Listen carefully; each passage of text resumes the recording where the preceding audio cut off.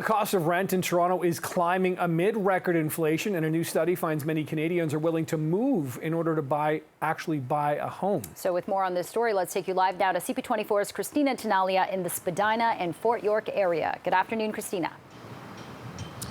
Yeah, so that is according to a recent RE/MAX study that determined that 60% of Canadians would relocate if they could afford to buy a home within about 100 kilometers, but about 38% of Canadians say they would leave the province altogether. The most affordable city in this country right now, certainly not Toronto. It is Brandon, Manitoba. Also, according to Urban Nation, which studies real estate here in Toronto, the average price of rent for a one-bedroom condo here in the city right now, particularly, of course, we're talking about the core, $2,100.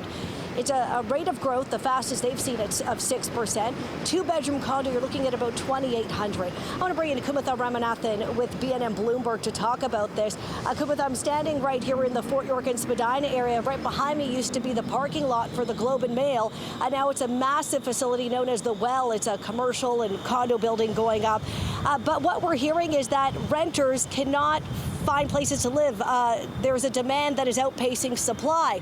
I want to ask you, we've heard a lot throughout the pandemic, people leaving the city. They can work from home. They move to more rural areas. So who's renting? Where is this demand to live in downtown Toronto coming from?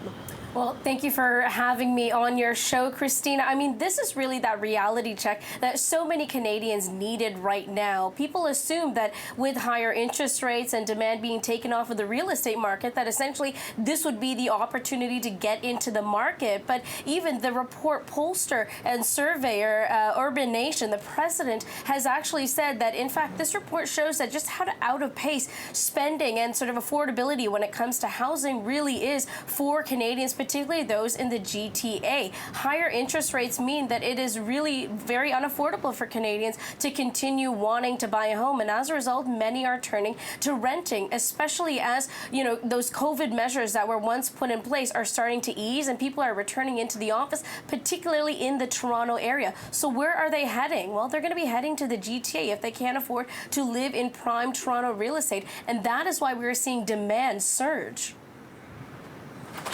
And Kumitha, are we seeing young single people renting a one-bedroom condo here in downtown Toronto at $2,100 a month? I mean, when I moved back to the city more than a decade ago, a one-bedroom here in downtown Toronto was $1,500, and I remember thinking, I can't afford that. Right. So who's renting these one-bedrooms?